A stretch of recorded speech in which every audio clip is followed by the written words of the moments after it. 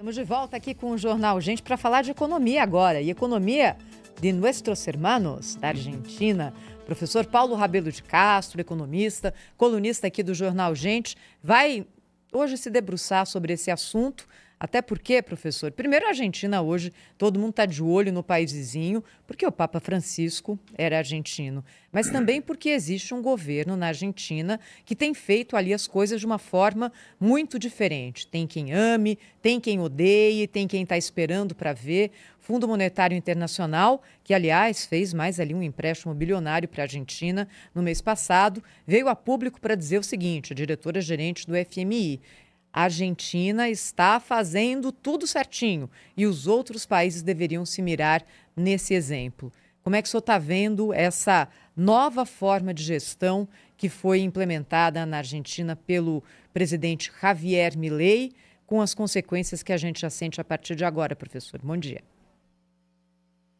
Bom dia. A Argentina, de fato, está numa ascensão econômica, um momento bom, que está hoje corroborado e suportado também por essa decisão da diretoria do FMI de conceder um empréstimo parcelado da ordem de 20 bilhões de dólares, que ajudará a recompor as defraudadas reservas da Argentina. E isso é boa notícia para a Argentina. Entretanto, é um caminho longo, Thaís, até que o nosso país hermano consiga se reorganizar para ter uma economia funcionando dentro de um processo de normalidade. Por enquanto, eles estão saindo de controles severos do câmbio, que lá se chama cepo, que é uma espécie assim de garrote, um torniquete aplicado pelo Banco Central da Argentina para o controle da saída de dólares. E esse controle era absolutamente necessário por um motivo simples e trágico. A Argentina simplesmente não tinha dólar algum na sua reserva. Vivia literalmente, até recentemente, da mão para a boca. E, nesse sentido, a gente pode até achar engraçado, porque do jeito que o presidente argentino Javier Milei falava até agora tão exuberantemente sobre todos os seus resultados e muitas vezes de uma forma até irônica sobre o nosso país, o Brasil, a gente poderia pensar que a Argentina iria muito bem, obrigado, e que o Brasil, em comparação, estaria muito mal. Isso não é verdade. Nós queremos deixar para todos que conversam aqui conosco uma impressão que qualifique essa sensação que o argentino, principalmente o falastrão presidente argentino, passa de que a Argentina vai muito bem. Isso é, aliás, esperado de um presidente que está tentando muito fazer a Argentina sair do buraco, mas o fato é que ainda eles estão no processo inicial de recomposição da sua, vamos dizer, dignidade econômica. E a gente está torcendo muito.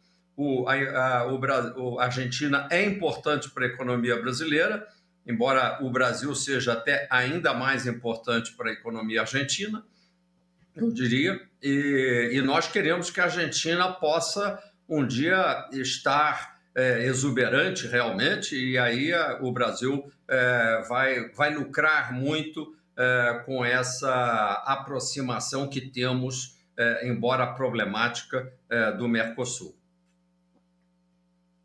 Professor Paulo, muito bom dia. Foi muito bom trazer esse assunto aqui, porque o que a gente observa à distância, né, na Argentina é uma coisa empolgante, né? É um economista, né, libertário, que é algo um tanto quanto diferente do que se observa por aí afora, fazendo reformas que exigem coragem, né? Mexendo, por exemplo, no setor público, que é enfim, a gente sabe que é uma chaga que atormenta qualquer economia. E hoje, depois de tanta confusão, o que se observa, eu estou vendo aqui na imprensa argentina, os salários do setor privado, tanto do trabalhador formal como do trabalhador informal, já estão em níveis reais bem superiores aos observados antes que ele assumisse o governo. Isso mostra uma evolução da economia e o acerto, né, das medidas que ele vem adotando, não? Nós torcemos muito pela Argentina, não é, Cláudio? Eu, particularmente, tenho, inclusive, muitos amigos lá, colegas, estudamos juntos em Chicago. Alguns deles, inclusive, hoje colaboram com o governo Milei. E o presidente Milei, quero deixar claro aqui, é corajoso, sim, como você bem o qualificou, corajoso e bem orientado, porque ele não perdeu tempo. Isso é muito importante quando um governo que chega tem algo a fazer, tem uma agenda, coisa que aqui no Brasil, por exemplo, parece que não temos. Ele demonstrou que tinha pressa e demonstrou que tinha um plano. Ele identificou dentro do setor público, um setor público argentino tão obeso quanto o nosso, talvez mais ainda, extremamente desorganizado, e partiu para fazer os cortes necessários, fazer os ajustes necessários, e o resultado está aí. Você bem mencionou, os salários na Argentina já pararam de cair e já em termos reais apresentam uma recomposição. A inflação, isso é muito importante para a determinação de uma popularidade de um político. A inflação está caindo mês a mês, está indo para a faixa de 1% ao mês, que ainda é elevada, mas significa que a gente pode imaginar uma inflação ao final deste ano na Argentina na faixa de 20% ou até menos. Ainda comparado com o Brasil, é muito alto. Como eu disse, a Argentina não está no nível de organização econômica do Brasil, mas está chegando lá. E o mais importante dessa história é liberalizar o setor externo, porque a Argentina tem uma capacidade exportadora muito grande, principalmente em soja, em petróleo, também exporta automóveis para o Brasil, de forma que a Argentina, se ela conseguir, através dessa liberalização do câmbio, que inclusive apresentou uma desvalorização sadia em relação ao dólar, caiu mais de 10% nos últimos dias, significa um incentivo ao setor exportador e uma liberalização, por outro lado, das importações, embora mais caras. Se o Milei conseguir fazer um ano de 2025 positivo, nós vamos estar cada vez mais tendo que suportar essa história de que a Argentina é melhor do que o Brasil. Você sabe que o próprio Papa Francisco, a quem homenageio nesse momento também, dizia que realmente o Papa era argentino, mas Deus é brasileiro. E nós estamos querendo saber onde está Deus, porque se ele é brasileiro, não compareceu ultimamente ao serviço, porque nós estamos bem desamparados. Os argentinos tinham o Papa, eles têm o Messi, têm um vinho extraordinário, a melhor carne de churrasco do planeta. Sabe, quer dizer, é coisa demais, né? Eu acho que Deus tem sido mais particularmente generoso com os argentinos. Bom, se eu pudesse ser emendando uma pergunta, eu diria que em compensação... Diga, Sônia, por favor. Uma boa tarde para o senhor aqui direto do Vaticano. Eu queria só pegar o gancho do Cláudio Humberto para falar que assim, o Papa e o Milei brigaram o tempo todo, só que no fim eles fizeram as pazes e o Milei vem vindo para cá, para o funeral do Papa Francisco. Gesto político ou não, eu queria, enfim, um comentário do senhor a esse respeito e também sobre a possibilidade da Argentina fazer um acordo com os Estados Unidos. Mas antes, gostaria que o senhor respondesse ao Cláudio Humberto. Pois é, eu iria ser politicamente muito incorreto que hoje em dia praticamente não se pode declarar mais nada, mas eu diria em benefício do nosso Brasil, nessa concorrência em vinhos, em futebol e etc., que eu diria que as mulheres brasileiras são mais bonitas do que as argentinas. Né? Sim, mas eu não disse isso porque essas coisas não se podem mais dizer, nem no privado, quanto mais no público. De qualquer maneira, Sônia, que inveja estar aí nesse dia maravilhoso em Roma, uma tarde sensacional, aparentemente quente já para o mês de abril. Aproveite bastante.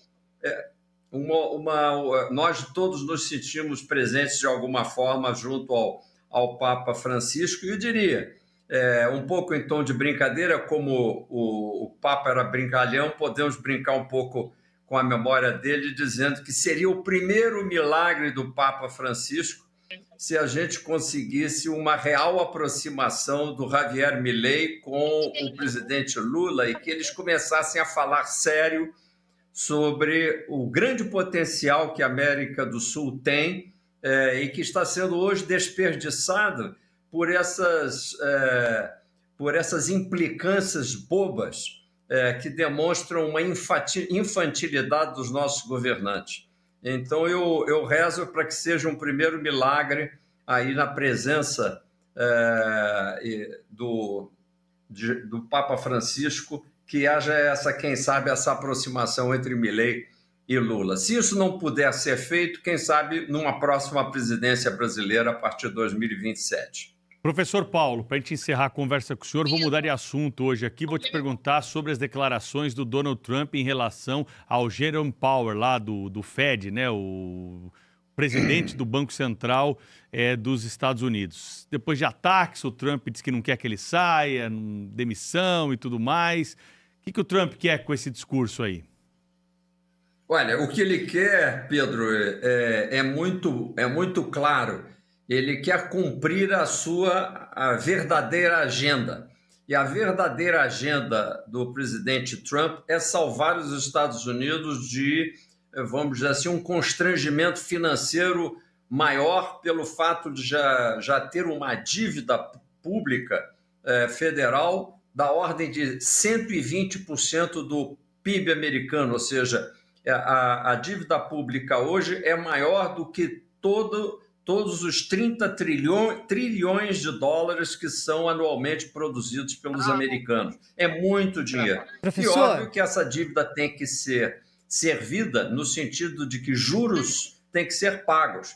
E aí vem a história com Jerome Powell, porque o juro básico nos Estados Unidos, que também, de certa forma, determinam o custo da rolagem desta dívida, hoje está na mão do Fed e não está no controle direto do presidente americano. Então, o presidente americano diz para o Fed: quero pagar menos juros, não me arrume mais uma complicação que é elevar ainda mais o serviço da dívida, porque com isso vou ter déficits cada vez maiores e os déficits são, em princípio, inflacionários, e eu vou acabar perdendo já a popularidade, que já não é muito boa.